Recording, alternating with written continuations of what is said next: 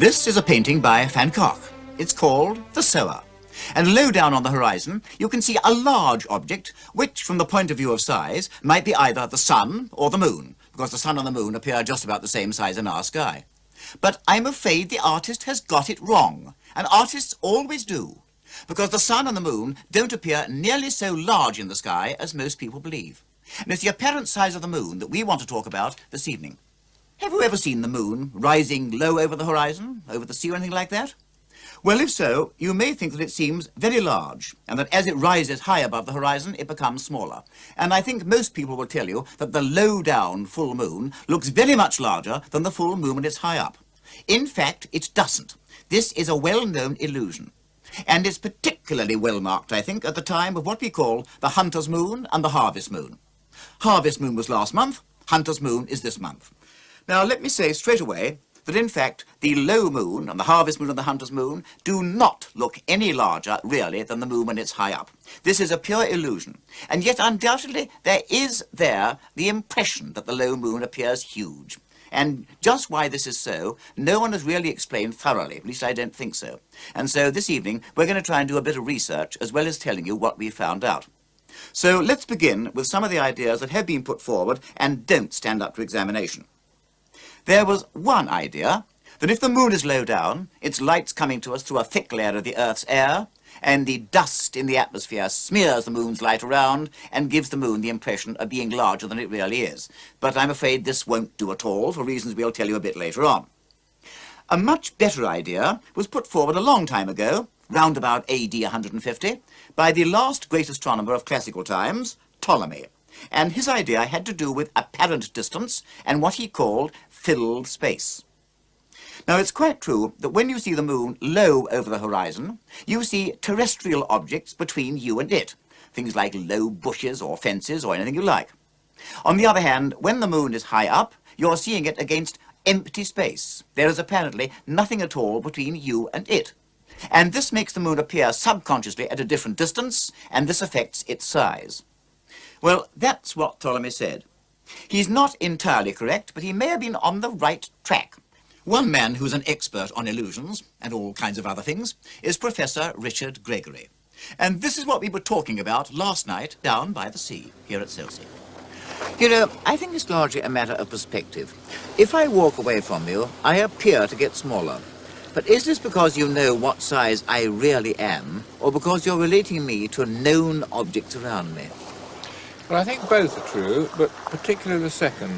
I think if you'd like to walk along the beach, we can see what it looks like. Right.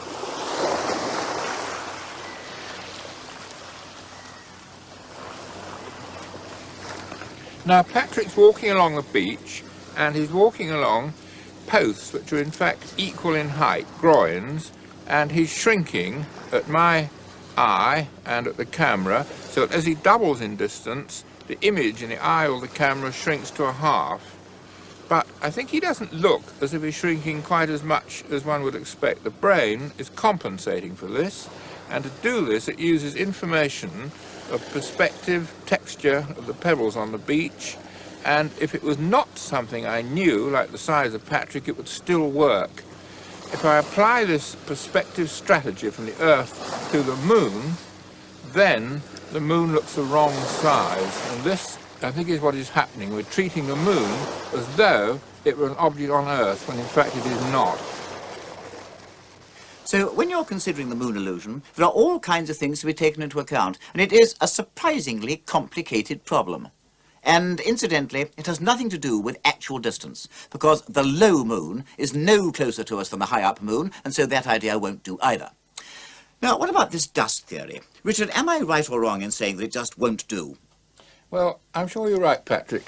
The dust theory, I think, quite clearly won't do in the optical version of the theory, namely that the dust spreads the image so that the image is physically larger at the eye.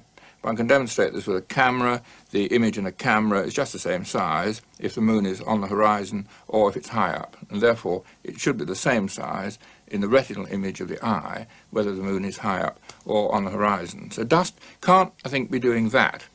But there's an alternative theory which although a physical origin, dust, is essentially a psychological theory which was put forward in the 18th century by Bishop Berkeley.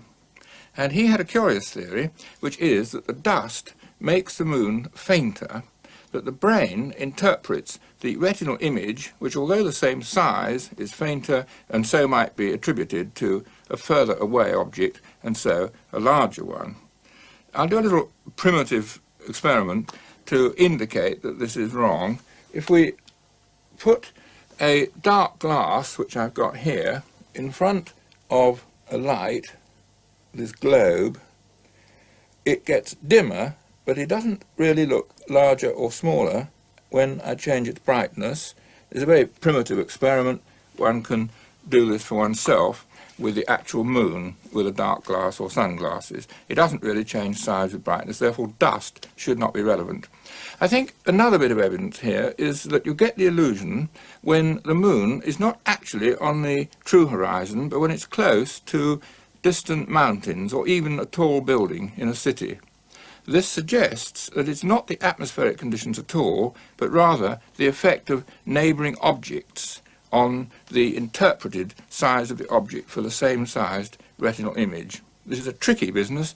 I think at this stage we really should look at the whole question of how we judge the size and the distances of any objects. This diagram shows, in a way, two things.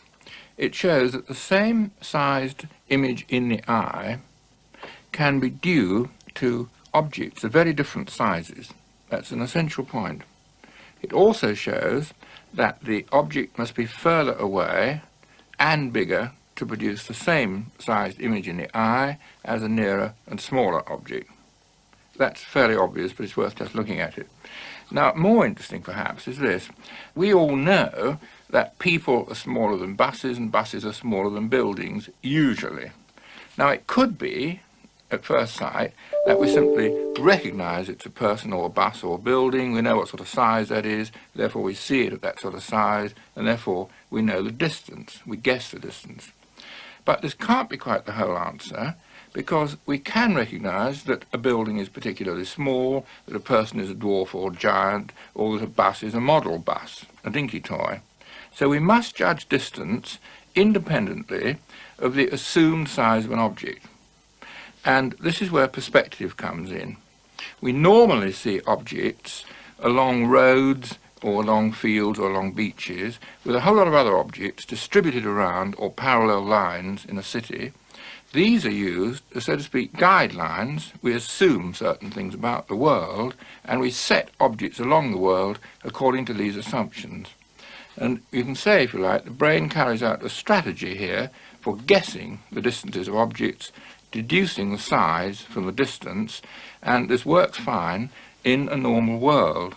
But pictures are not normal. If you put perspective on a flat plane, we get distortions, which we'll look at in a moment, and for a slightly different reason, but related, I think, the moon illusion occurs. This is a nice phenomenon of distortion. Radiating lines move a square across them, and watch the square. It's actually a very perfect square, but it jolly well doesn't look it against those lines.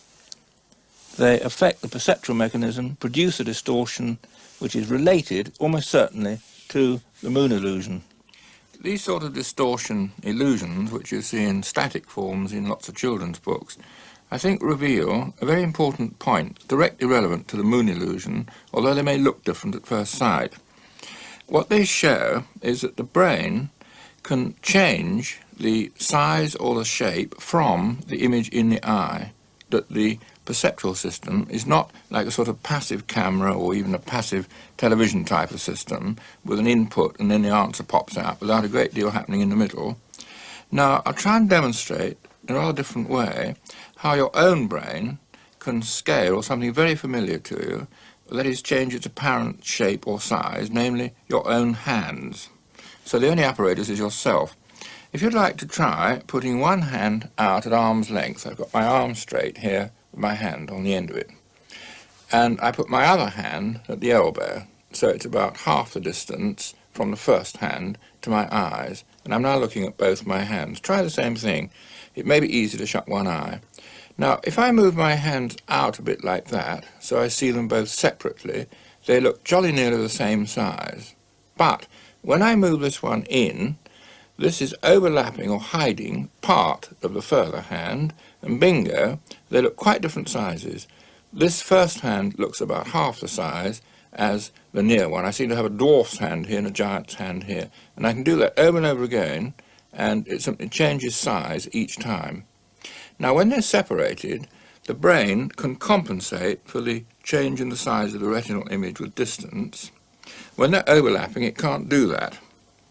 Now, the trick and link from this sort of thing to the moon illusion, we think, is that if this scaling, that is the modification from the size of the retinal image to the size of an object according to apparent distance and clues and all the rest of it, is wrong, is inappropriate, then we must get distortions.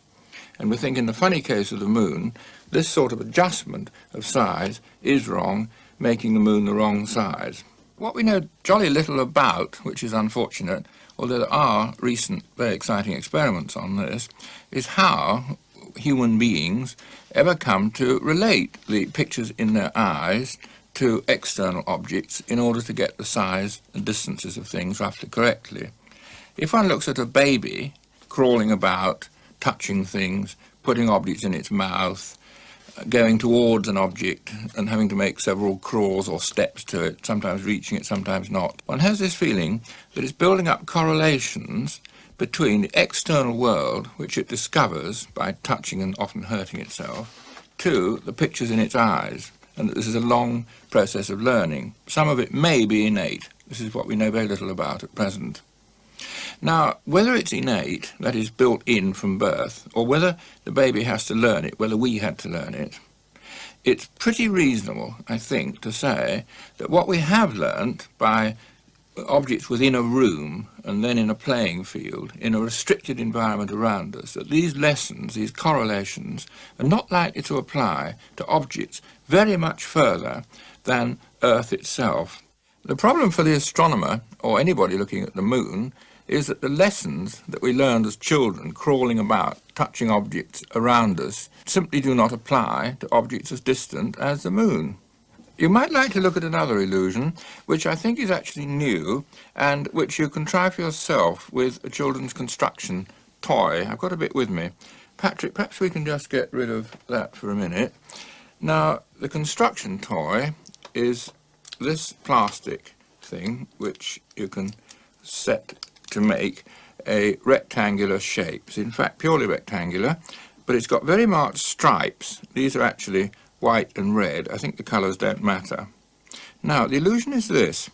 If I lay that so that you look at it from near one end, now look at its shape, I think it's surprising. I think, and check me, that you'll find the further part, where my finger is, looking too big, that is, looking larger than the nearer part. But that's the wrong way round for perspective, both for the camera and also for your eye, or my eye, looking at it directly. Now, to show there's no sort of trick about this, I'm going to rotate it slowly, and I think you'll see it distort as I rotate it. I'm going to move my hands around a bit, and I think you'll find, again, the further part looks too big, though this was the end that was the nearer part. Therefore, this is an illusory distortion. The thing is actually rectangular, and it's these very marked stripes that appear here to upset perception of an object. Well, yes, I agree. Even everyday objects can be wrongly seen sometimes, but on the whole, the brain gets it pretty well right. For instance, if you go outside and look at a distant object, such as a chimney pot or something like that, and then pick up a stone and try and select the right-sized stone, which, when held at arm's length, will just about cover the distant chimney pot, well, you'll probably get it pretty well right. But you try it with the moon, and I'll guarantee that you'll get it wrong. You will select a stone that is far too big. Down on the beach at Chelsea, we did precisely that. Various people had been watching us film, and on the spur of the moment, I called them in and asked them whether they'd help us with a little experiment. And the results were very interesting indeed. Now, what we want you to do, and only once, please, is to look at the moon, then look down at these stones we can see here, and then pick up the stone which you think will just cover the moon when you hold it out at arm's length. And when you've done that, please keep the stones and only do it once. Right, will you all look at the moon? Look down at the stones, and now pick up the stone you think will just cover the moon at arm's length, and then try it. And don't please throw the stones away. Keep them. Right? And now I will show you the size of the stone, which will just do it for me. A tiny little stone. May I now please have the stones that you actually selected? And you see, the whole point of this experiment was that I am perfectly certain that everybody selected stones which were much too big. And this is exactly what this program is all about. When you look at the moon, you imagine it looks far bigger than it actually does. And you're nearest, I think. You're still much too big. And I think that does in fact prove what the point we've been trying to make. This is the moon illusion. And this is exactly what we're trying to show. And when you compare these together, it'll just bring that point out. This has been a most interesting experiment, because we thought when we started that people would pick up stones which were very much too big. And this is exactly what happened. Look at that collection of stones there, and now look at the right one. When I hold out that little stone at arm's length, that just about covers the moon. And everybody else, predictably, selected stones which are very much too large. And this does go to show that people who are not in the know always imagine that in the sky the moon looks a great deal larger than it really does. But up to now, we've been measuring the sizes which things really are. If you try and measure the size of the thing seems, this is very much more difficult. And we've devised another experiment to do just that. Using this apparatus, I reckon we can produce a moon illusion all right. I think we should, and I think we should be able to measure it. Let's have a look at it, shall we, Patrick? Yeah. Well, now, first of all, we've got a sort of an artificial moon, which is really a comparison moon. It's simply a patch of light. We can vary the size of it with this iris, and it has a scale. It's a bit crude, but we can get some idea of its size.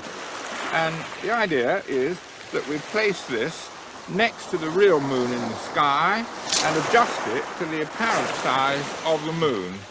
The second trick is that we move the moon up and down optically and judge this against the moon when the moon is high and when it's low, and this involves a second bit of apparatus. Let's have a look at that. Right. Our mirror, which will reflect the real moon, and the moon's quite high in the sky now.